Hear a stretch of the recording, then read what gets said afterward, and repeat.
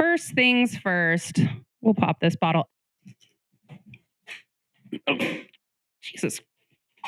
Oh, no, no, no, no, no. Oh, no.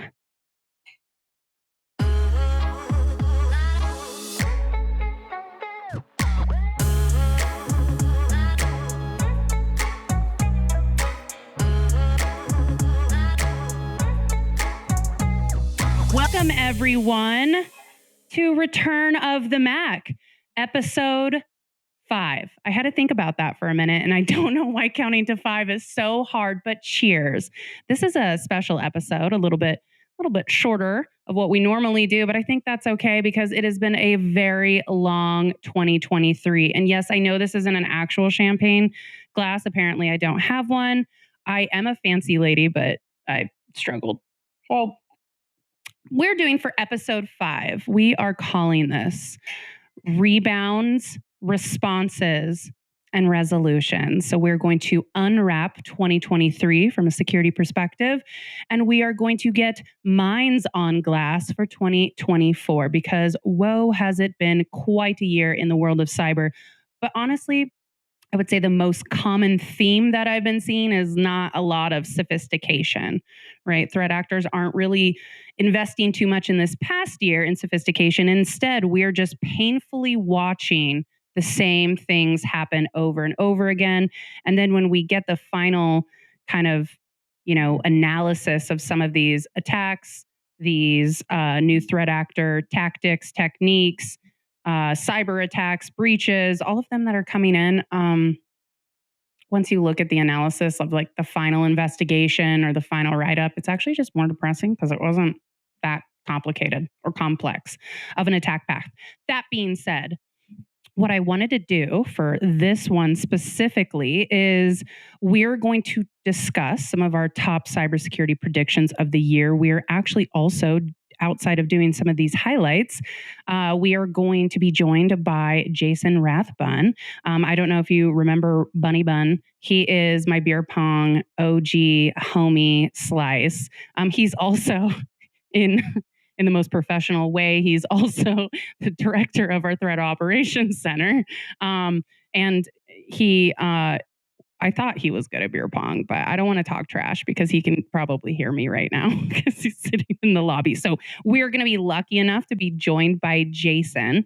And what else are we going to be talking about? So we're going to talk about the top attack styles. I'm actually been provided a good list because I want to get everyone in the mood of just kind of embarking on the journey of looking back at some of the big breaches and big memories that hit this year. We're going to talk about the top attack styles from this year.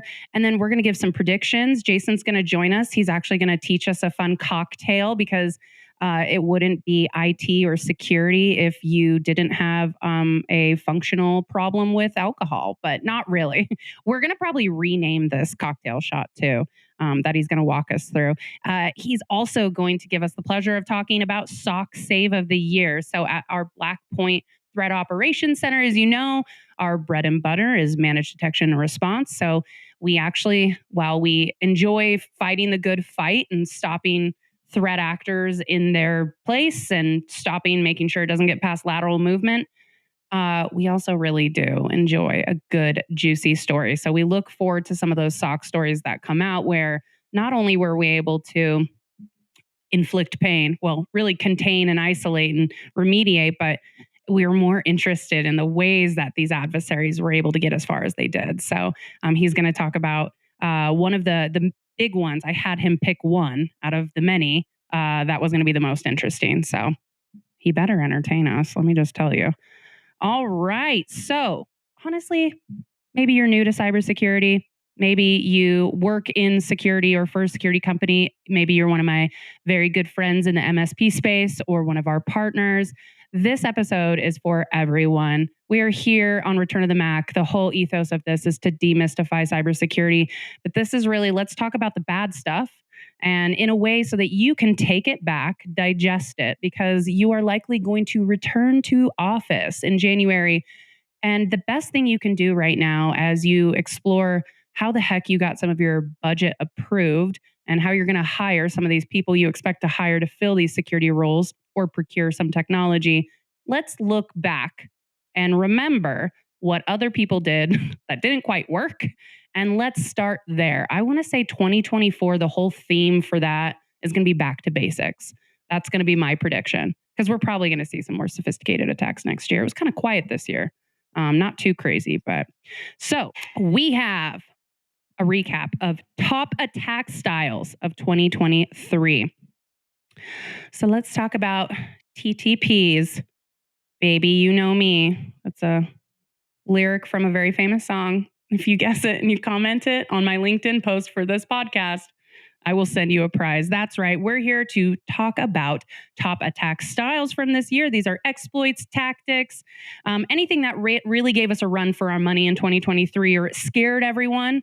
And then the really good postured organizations were the one that heard about it and immediately threat modeled or addressed their attack surface or risk associated with it. So if you remember these top attack styles, how many do I've got here? I did 4. I know there's a lot more, but not really. I mean, come on, let's be honest. If these come to mind, I want you to think back of what your team did in order to remediate it. So I'm a half glass full girl, silver lining. So again, let's look back, let's appreciate it. Let's realize some of these may evolve a little bit. And then let's always remember, this is our job security. There's new ones that are always going to be coming in at number 1. In the ransomware category, high level ransomware, I know, but specifically the style in which the threat actors targeted the ESXi servers, essentially where they encrypt the configuration files, not just the flat files of these assets, rendering totally all VMs unusable. And again, I talked about scattered spider, but many of the ransomware as a service, ransomware syndicates, any of the APT groups that are being common, this is what they do. And it's been actually more concerning for a lot of the organizational victims, I would say, relating to this. So since virtualization is a large foundational component of infrastructure, it's really no surprise that they've modified some of their target points to disrupt and exploit vulnerabilities in these areas specifically. So if you haven't heard about this or you're just woke up today, or maybe you've just been ignoring it because you don't have time. Doing vulnerability management related to your virtualization infrastructure is very important. That would be probably the key takeaway because that is what these groups are looking for. Some of the groups that win the award for this technique of the year include, the ransomware variants that win. Babook, Black Cat, shocker, Hive, Luna, Black Basta, R-Evil, and other few stragglers, but those are the popular ones. So congratulations to those variants of the year for leveraging. So obviously for best practice, also CISA did a really good write-up in relation to this specific technique. So look up CISA and then recovery for virtual machines, but they actually do a full write-up, or CISA, ESXi server, compromise, something like that. They did a full write-up and that gives you all the guidance. So if you want to start there, go download that guidance, put in some processes, and then do a kind of a full disaster recovery plan integration of that information. I feel like because I had to say that, I have to take a drink now because that was a lot of really cheesy advice, consultant advice. But if you know, you know. All right. Coming in at number 2. This is not a shocker. Business email compromise and account takeovers. So in 2022, the FBI's RAT team, which stands for Recovery Asset Team, I'm trying to remember all of this, they actually initiated financial fraud kill chain where they found just in 2022, 2,838 business email compromise complaints. Oh, that's for the FBI, by the way. There's a lot more than that. That's just what the FBI was tracking. And then it actually was $590 million roughly total in relation to those amount of complaints just to this one specific FBI team. Business email compromise is not going anywhere, but I know for a fact, and I'll let Jason talk about this in a little bit, it is wildly popular for our cloud response initiatives over at the Blackpoint's Threat Operations Center. So they take many different forms. Of course, they can exploit a vulnerability of an unpatched device. They actually just really, in this case, when it comes to business email compromise, they're just looking through the never-ending stream of email traffic and then looking to lure victims into providing information. I mean, it's very targeted. Most of these end up in some wire transfer fraud that occurs. But really, earlier this year, Microsoft observed, and earlier around like May, they were reporting on this in one of their I can't remember, one of their like threat ops blogs.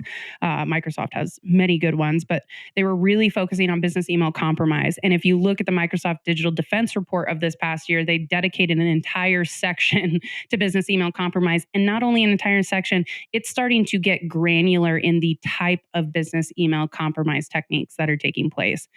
So I can't remember the names of them because I just read the Digital Defense Report a couple months ago, but I was just amazed at how much detail they've put into it. But earlier this year, they started tracking the trend where they see attackers use, instead of novel malware in many cases, they're actually using platforms like Bulletproof.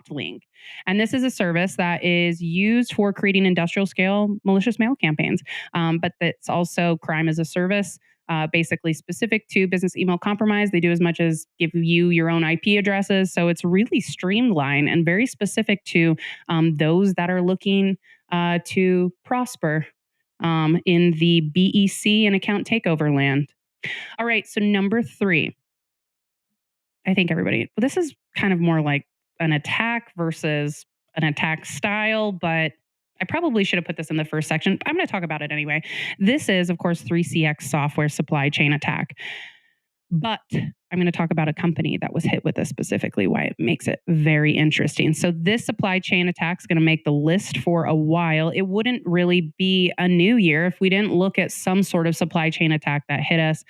In this case, this is where they have the 3CX attack.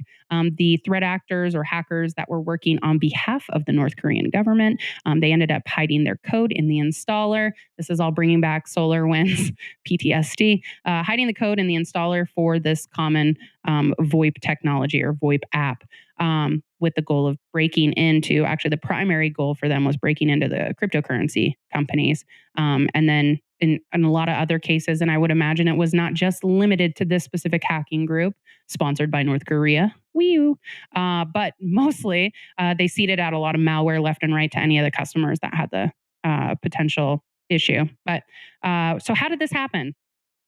This is the interesting part. So this is actually why this is more of the technique. It's like what we would call a supply chain reaction. It sounds like something I would have failed a test in biology on or something, but supply chain reaction, chemistry, we did not do good in those subjects, clearly. So how did this happen? The company itself was victim of a corrupted software of another company. So supply chain reaction. And it was actually an application for some finance software. The hackers managed to slip backdoor code into this application that was available on Trading Technologies website. And then someone downloaded it within the company, and this allowed access to the rest of 3CX's network. The rest is history. But so we saw similar work, they say, allegedly similar work for the Russians when it came to SolarWinds. Basically, they did recon on software development servers inside of some of the victims. So SolarWinds could have been, and it still could be. I mean, that wasn't that long ago. Let's remember this. But this could be what they're now deeming as supply chain reaction, where SolarWinds utilized this software supply chain attack to leverage to also target other software companies to then rinse and repeat the same methodology. So 3CX was actually the beginner of this, and I'd really like to see this continue. I don't want to see it continue, obviously, but I find it fascinating. So that's the only reason I would see it continue, is because it's absolutely fascinating. So number 4, and I bet everyone remembers this. This is what we already just talked about. They have won 2 awards this year already. Congratulations. The MOVEit Transfer Critical Vulnerability. Yes, that's right. Coming in last, but certainly not least, we have the MOVEit vulnerability.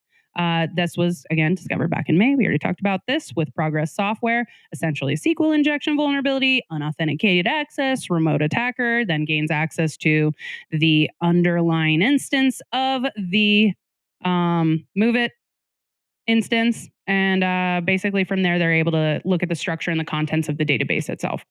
But fast forward to December this year. This was the story I wanted to tell that I found the reason why they won 2 awards at the Return of the Mac Oscars, essentially. So fast forward to December of this year, if we look at Delta Dental's cyber attack, Delta Dental of Cali, say that 5 times fast, Delta Dental.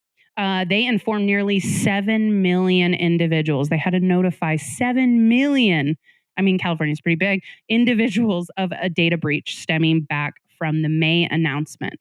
And they did it in December. So the breach enabled threat actors to access certain protected health information. That's painful. And it looks like PCI, procedural and claims payments. So some PCI stuff maybe also have been in play here. But the disclosure added millions to the total number of individuals impacted by this hack. And gotta love when it came to this one, again, Clop Ransomware Group. They also apparently are winning an Oscar from my podcast because they've showed up a couple times. So good work this year, Clop. Gotta love a good 0 day. Oh, geez, LaPete. So you know what? I think it's time for a fun break here. I've gotten through some of these traumatizing yet exciting awards given out to some of the top attack styles. And of course, most memorable breaches and memories, probably filled with a lot of layoffs and resignations and things I haven't talked about. But I want to bring in our special guest, Jason Rathbun, my bunny, my G unit from the beer pong gang. Jason, I have to look over at my computer just to keep track, but welcome, sir. Can you go ahead and introduce yourself to, if they didn't watch beer pong episode, reintroduce yourself properly? Thank you. Glad to be back on Return of the Mac. Technical director of threat ops here at Blackpoint. Also a certified red team operator, so big on the offensive side of things. And if we can get started, a drink that has been passed down generations that I know and love. I love this. What is this drink called? Are you going to show us how to make this cocktail right now? Because I bought ingredients hoping you would. Of course. So it's a Vegas bomb. So for starters, you're going to want a half an ounce of Crown Royal. And it can kind of differ what you use. Some might actually use Malibu also in it. I use Crown Royal Apple, but I'm going to pour a half ounce of that. I'm going to do this while you're doing it also. I'm going to a half ounce. I'm just going to measure like bartenders do. Yeah, I've got this half and half shot glass that I use. So you fill one side and then you fill the other. Probably should have opened this up. Why is this your favorite drink?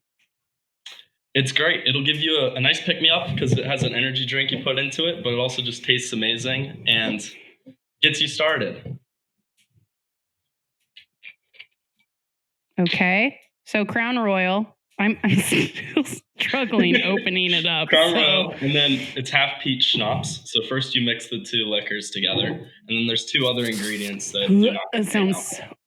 You say it out loud, and it sounds so gross. Okay. Tastes amazing, though. Hold that thought before you move on past peach schnapps, because I am trying to open this. Sounds good. And then I'll get the perfect ratio in the meantime. Man, why can't I open this? So you get a nice half and half. Ooh, okay. Wait. Hold that thought. I can't open this. I'll be right back, because we'll just edit this out. 1 second. No worries. Sweet. Half ounce of Crown Royal. So half ounce of Crown Royal. Normally use an unflavored version, but I like the apple. It's just got a nice aftertaste to it. So you mix half of that. Or a half ounce of that. You can put as much. You could go over an ounce if you want. I think that looks... We've also got some peach schnapps. So you put a half ounce of that too. Oh, God, that's so gross. You want to make sure you have the ratio though, 50-50. Wait, okay, wait, let me look. Oh. I hope I don't get fired over this. All right. Okay, 50-50? Yep, 50-50. All right, and then what you're going to want to do is put some cranberry juice in. How much cranberry juice do we do? Just a little bit, just for some flavoring. You could put a drop in. But. Oh. I also have a Vegas shot glass here, just for the spirit. Oh. So just a little. Maybe we should call this the MGM shot. The MGM shot. Okay, and then an updated version of the Vegas bomb. Okay, Red Bull? All right. Well, then you mix the liquor with it, or you can stir any of the two, swish it around, mix it up. And then the final ingredient is the Red Bull on top. Okay, I did it. All right. Good sound effects there. The snapping of the can. Oh, we get the crack. This is getting so gross. I actually am not looking forward to this. How many of these did we do at Wild West Hacking Fest? You did more I did than 5 me. Before I got on the mechanical bull. Okay. It's so bad. It's really bad, though. It really is. It tastes like cough syrup a little bit, you know? After a while. All right, Jason, now that we are nice and warmed up, I feel great. I feel better than beer pong. I always feel better after a Vegas bomb. Yes. Now that we're cozy and ready to go, tell our audience the story of your sock save of the year, the one that you chose. I know ladies and gentlemen, we try to wait till the end of the year because obviously something fun can happen around the holidays. So, Jason, what was your winner? Tell us the story. Yeah, I'm glad you asked. We actually had a save about a week before you asked me. And just speaking of kind of like the 3 common times that adversaries do attack, one, like you mentioned, the holidays. Unfortunately, Christmas is coming up soon. The next one is night, like after hours, because they know people aren't working. The next one is actually during the day while everyone is kind of working, just so they can hide in the noise. Kind of working. That's when this one happened, was midday. Nice. Oh, okay. So they were hiding amongst other traffic in the network, and the initial user actually was on the device at the time, like working on their workstation. So this was a case where Citrix Bleed was utilized. So they got in through the gateway VPN. To us, it looks like an admin RDP connecting to the Citrix server. So we can see that activity that's done then after by that user. And this was actually, unfortunately, a domain admin in the network. Of course it was. Yeah, always a domain admin, unfortunately. But what they did was they ran some user enumeration, found that they were a domain admin, found all the other domain admins. They created a scheduled task, actually 2 scheduled tasks. Obviously, what they utilized was an open source tool called Go Simple Tunnel. We've seen this used a lot recently. It's just a way that they can set up SOC 5 tunnels, reverse connections that you can connect back in. It's open source on GitHub, so you can go and check it out. They did almost like cookie cutter stuff until that point, and then beautiful. Set up that for their kind of like backdoor in case they patch Citrix Bleed, so they could get in at any time. And the scheduled task would just run that on start, so that they'd always be kind of connected directly out to the internet. Ooh. Then from there, where it got a little interesting is they came in as that domain user. They immediately, before like that was the only thing they did was use that user on that device. And then they switched over to the default domain administrator account, which is also used in the environment. So they were using 2 accounts that commonly move through this environment. And then they used another open source tool, Impacket. So they used WMI exec with one of those proxies they had set up on the initial machine to then move to, there were 3 domain controllers on this network. They moved to How big was this environment? Like how many endpoints is this? This was around 300 endpoints. Okay, cool. Were in this environment with 3 domain controllers. So they pivoted to one of the domain controllers using WMI exec from Impacket. And then from there, they switched accounts again. So in this scenario, they actually Were you just sitting here watching this or what's going on? I swear, we stop things faster, but holy crap. Yeah, it was all within the course of 30 minutes. So we see the connection, then we see the lateral movement, and then we immediately see more lateral movement. So this is from the domain controller, then using WinRM as the domain Veeam account to the Veeam server, so the backup server, essentially. Okay. And that's when then we go through, we isolated, starting with the initial foothold, that Citrix server that they connected into. Then did you guys find the scheduled task at the same time? Yes. Okay. Yeah. So we saw that connection, that direct call out to that two different command and controls were observed, and the SOC 5 proxy. So what they did when they got onto the Veeam server was they just set up they used another tunnel. This one was with a PowerShell script that exposed the SQL database. So that essentially they could get in whenever they want and just destroy backups and steal credentials. Oh my gosh. That was the final movement that they did. Once we isolated the foothold, the rest were all like internal. So once we isolated that one, the rest were all kind of knocked out for the connections. Isolated. If they were already connecting to the backups, you guys got it at a very close time. This was all within 30 minutes. Okay, let's say you didn't catch it or Blackpoint wasn't involved.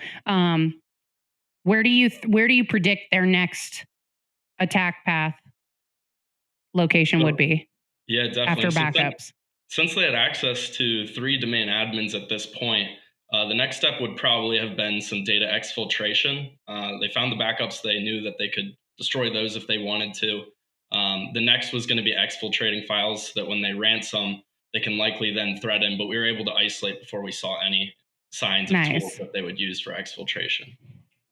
Oh, that was probably the next step, though. So why this one? Like, why was this your SOC save of the year compared to all the other feisty, spicy ones you saw?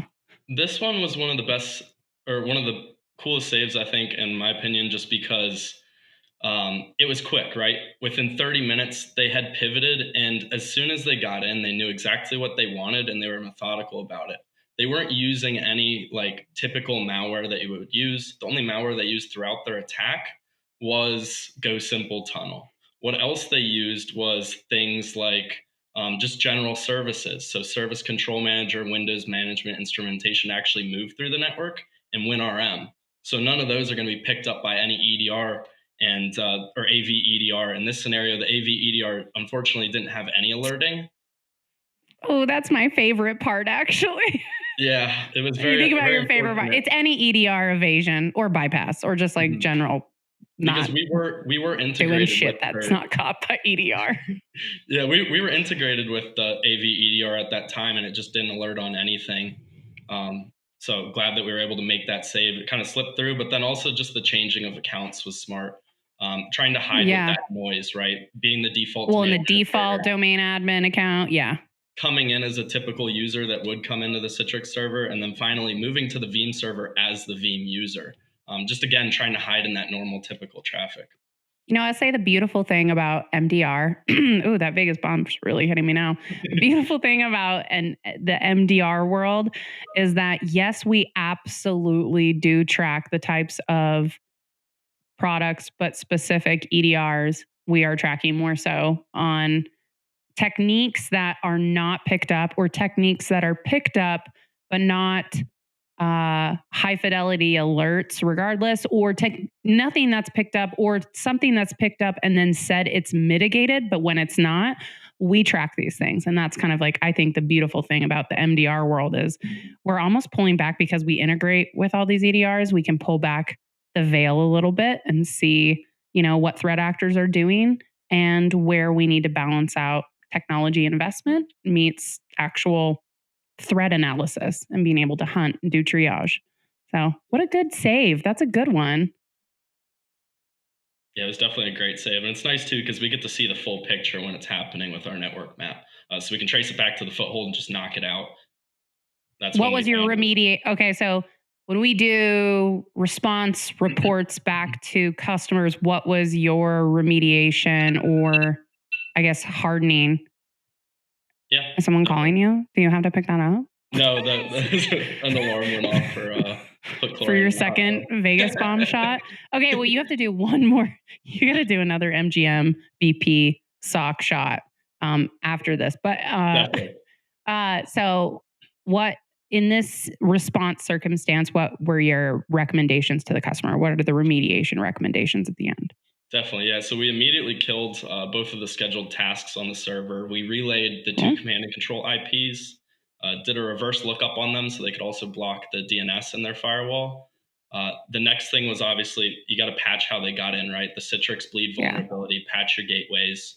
And then we also offer vulnerability management. So we recommend that they run that across all of their network and find any other potential holes, because that's one of the big things. People are going to come in either through an exploit or user execution, phishing, etc.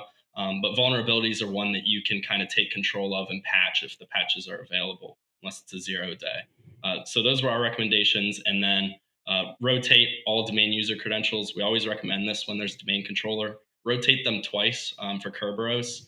And that'll just ensure that if there are compromised creds, they can't later crack them and reuse them across other places, or just maybe connect back in through the VPN if there's no MFA enabled for it. Well, and from experience, knowing that rotation, it's a lot. Like if you are coming from a smaller enterprise like this, like 300 endpoints and 3 domain controllers, if you're concerned about operational disruption because of this, because it can cause it, it doesn't matter.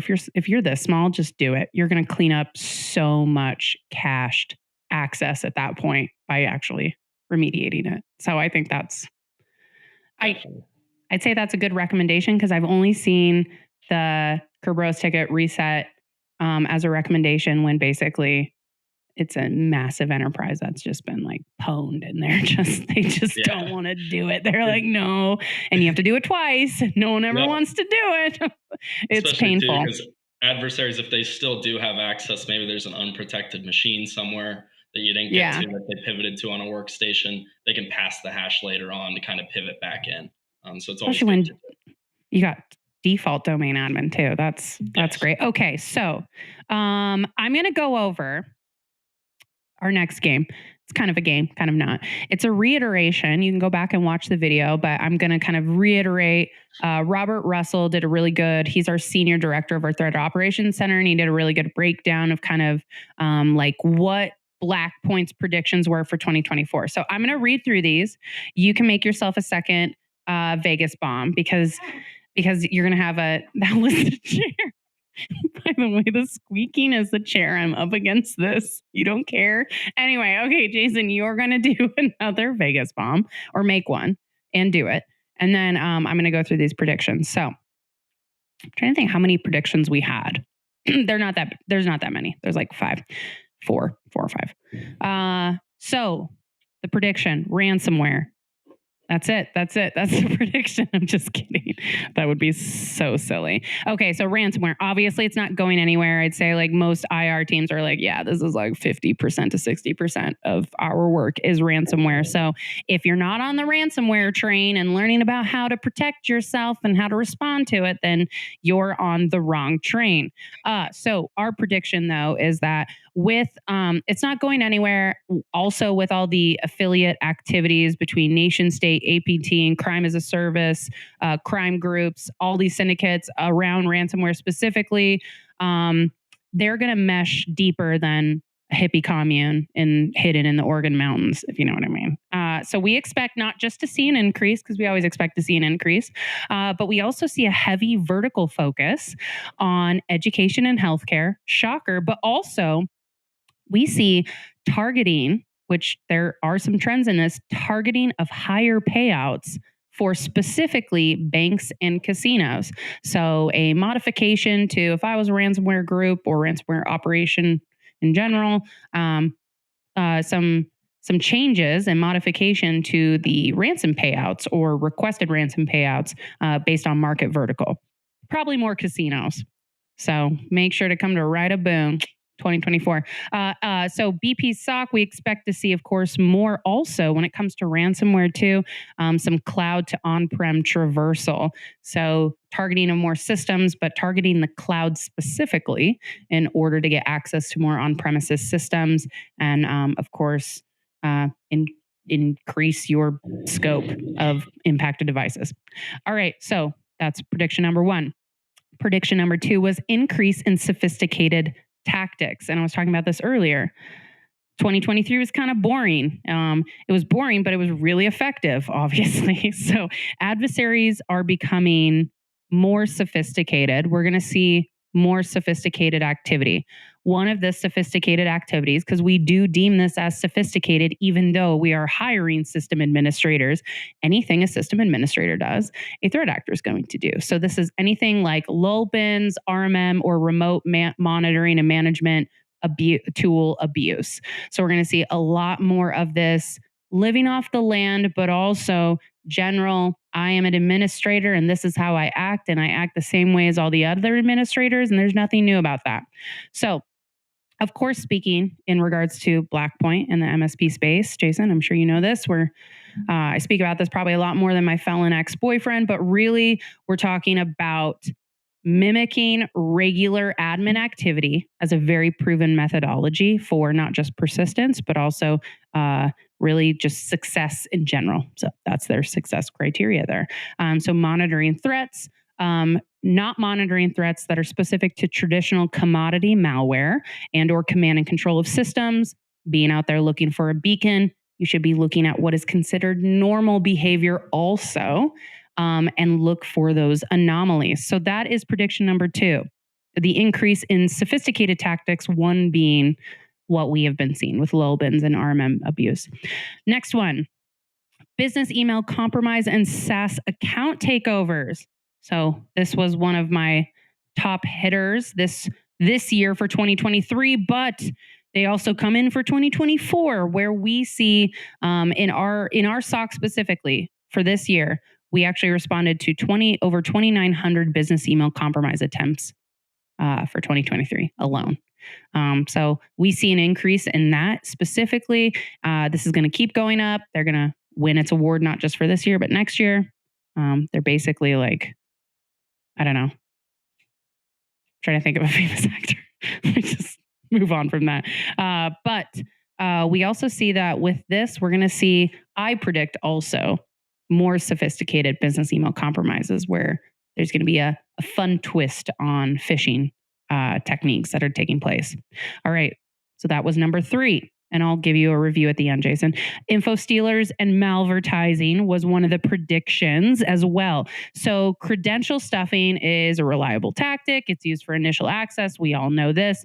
We know adversaries harvest said credentials using malware, and then they compile lists for resale and then do further attacks after that. So this for us is we see a continuation of this or an enhancement of this for a larger spread. And trust us, initial access is kind of our bread and butter, where they're actually going to do a little bit of more digging into the environment, but also understand how you are monitoring for this, because it's a specific type of monitoring and detection, but it's not sophisticated, actually, if you think about it. But we see an increase of this in our SOC, so we predict that it's only going to continue to be popular in 2024. And then finally, this is actually my favorite one. Sorry, I hiccuped. Maybe it's because it's my favorite. Abuse of AI.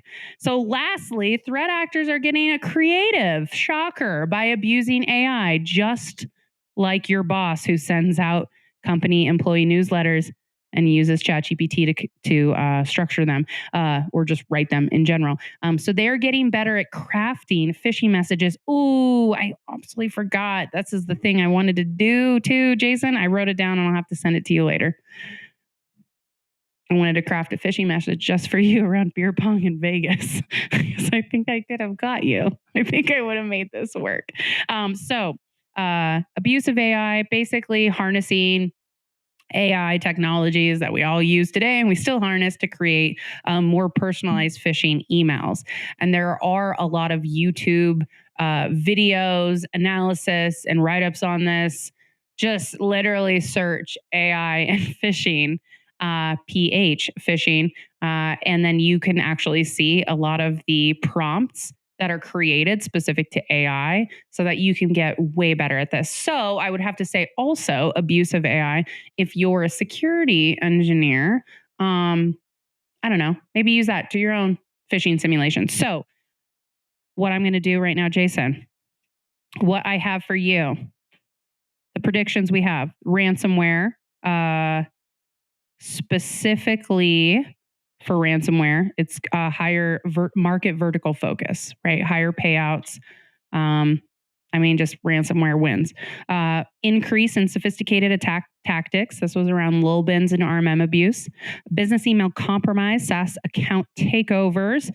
This is a continued increase in BEC accounts, and then also maybe a twist in phishing techniques going into it. Info stealers and malvertising.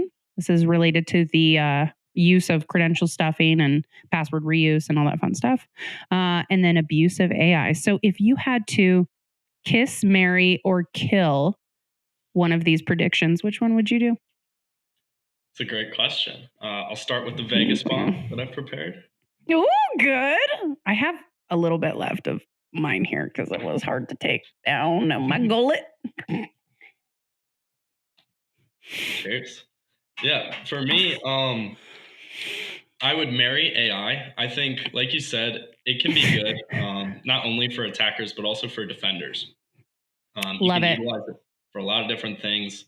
The one thing I would say about AI is it does tend to make things up. So I could also see it messing with some adversaries, giving them some bad information.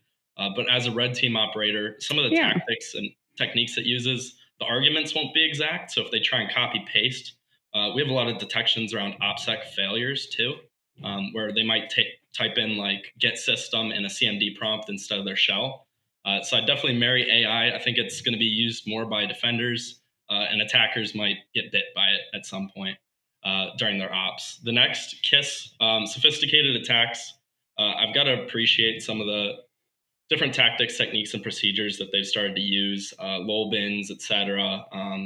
Starting to use some common tools, hiding with the admins. And that's really the activity that we look at a lot, is making that differentiation, right? So, for example, the attack we saw where they're actually switching accounts to normal accounts instead of just using like the same account across, trying to hide in the traffic. Hurts IR too, because it makes it more difficult to kind of figure out which accounts were actually utilized, and if other people are using it, which activity was done by the normal user, and which was done by the attacker, right? So I'd kiss sophisticated attacks, and then kill definitely got to be ransomware. I've got to kill ransomware. I think you're doing justice to the rest of society. I will kill ransomware. You're also making our job security not good by killing ransomware. That's how prevalent it is. All right. So you would Tinder one night stand sophisticated attacks because lull bins is very consistent. And you were going to marry AI because every person in tech probably wants to marry AI, and then you are going to kill ransomware. Congratulations. I love that. Great answer. And we do need to kill ransomware. It's exhaustive. Cool. So I'm going to close up, everyone. I'm going to talk about best practice resolutions for 2024, and I'm going to ask Jason at the end what his favorite one was. But I had to limit it down because we could give the biggest best practice resolution, I would say, is go back to basics. Everything you described and like your SOC save of the year is absolutely relative to this. As far as things we just can do, but also can't, again, it's that sophisticated stuff that's not sophisticated that we're concerned about. All right. Coming in number one out of our 1, 2, 3, 4, 5. Coming in at number one is zero trust. Yes. Amazon is your Santa now. So it is time, Simba. We are going to move beyond traditional perimeter and edge-based security concepts, and we are going to embrace continuous verification and hardening of access and privileges. So identity and access, being identity is the new perimeter. Zero trust is your friend. Let's just all accept it now. Just like Amazon is your Santa. So really, it's verification of access and identity, every user, device, application, regardless of location and network. Okay. The second best practice resolution for 2024 that we're going to put in is we are going to start embracing automation. It is painful, and you either pay for it or you figure it out, or you have a really good partner that can talk to you about automation, because AI is the gym membership. AI ML is the gym membership we just never quite adapt to as a resolution. So we have been avoiding it. We're not going to avoid it. We're going to get into the gym. We're going to do automation because that's what gives it. So now is the time to do that. And with this AI ML integration, whether you're doing it through technology, whether you're doing it through some sort of security service, whether you're doing it in-house and you are hiring the appropriate staff that actually, like, if you look at cybersecurity skill sets, by the way, if you're looking for a job, and this is something you want to add to your resume, people are going to love the fact that you focus on automation opportunities. So this improves threat detection. It improves incident response. It's going to improve anomaly analysis. All of it is going to get a lot better.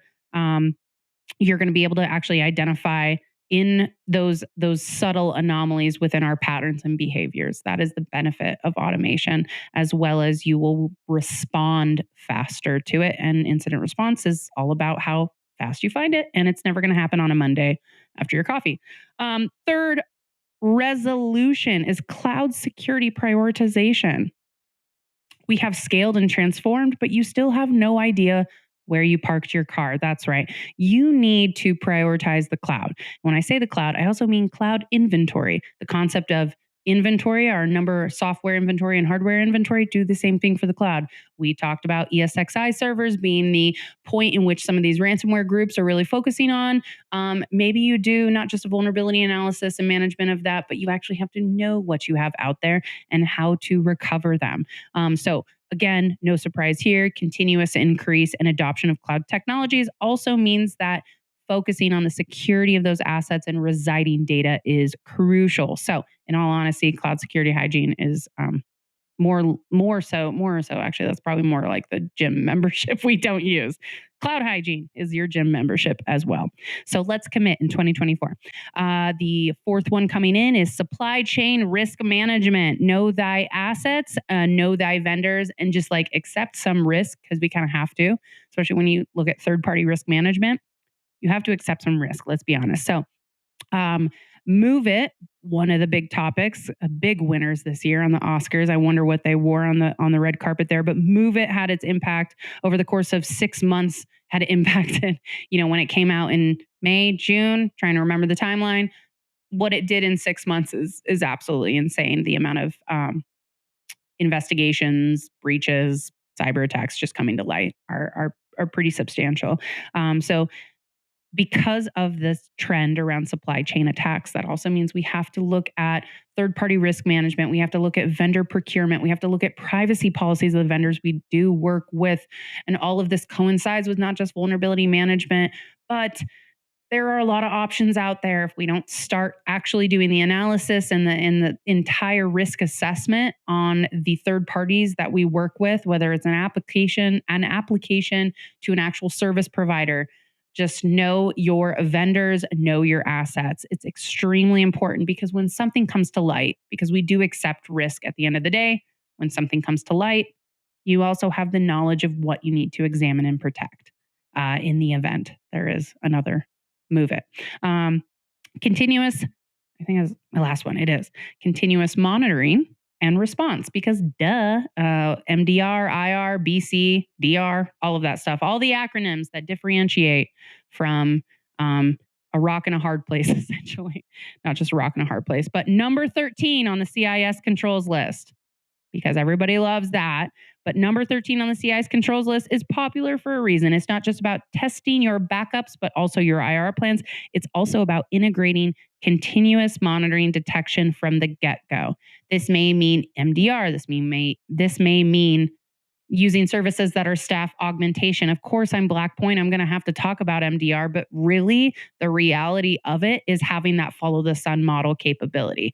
It's not going to happen on a Monday when everyone's had their coffee, or a Tuesday, because the Monday was a little harder. It's going to happen on a Friday night. I know this from experience. So effectively being able to kind of have 24/7 monitoring to the best of your ability, but also to have the ability for continuous monitoring and detection. That means you have to do threat analysis. You need to have the capability to actually analyze what you're seeing, whether it's high or low fidelity. You're looking at it and you're able to triage, hunt a little bit if you need to, but validate it, contain, and then remediate as needed. And that's kind of that rinse and repeat cycle that we all live in. But it really helps you suss out some of those anomalies, and let alone it lets you know that bad things aren't going to happen when you're clocking out for the day. So out of all of these resolutions, Jason, we got zero trust, we got embracing automation, AI, ML, security, cloud security prioritization, supply chain risk management, it's not going to go anywhere, and continuous monitoring and response. What is your resolution that you choose to adopt for 2024? Definitely cloud.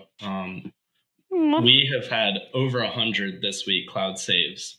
And cloud can move to on-prem, right? It's a very serious issue because all you need is good creds, or if they have MFA, maybe a man in the middle session to steal that authentication, fish your way in. And then there's a bunch of things that live in the cloud that you don't realize have access to other things. So for one, if you compromise one cloud account, then you have that reputation of that cloud account to compromise others. And a lot of things nowadays, especially after COVID, live in the cloud, so people can easily sign in with the browser and access it. So it's just a plethora of resources for an attacker that they can actually use to pivot other places. So cloud is very important. I think a lot of threat actors are starting to pivot and target the cloud a lot more, especially realizing that they can move from cloud to on-prem. I love that. All right. Cloud. I didn't think you were going to choose that. I thought you were going to choose continuous monitoring detection, but look at you. You're absolutely right. I know it's a painful part of my life right now is this cloud hygiene stuff. So I love it. Thank you so much, Jason, for joining us. Again, cheers. I don't have another Vegas bomb, but I will do one more before bed. Awesome. I'm going to regret it, but I'll do one more. Thank you for having me. Thanks, Jason. Bye. See ya. All right, everyone, we are signing off. That is our last episode for the year. I'm not done. We're going to keep going. You're just going to find me in January with some really fun guests. I can't wait to actually get some of these going. They're pretty exciting.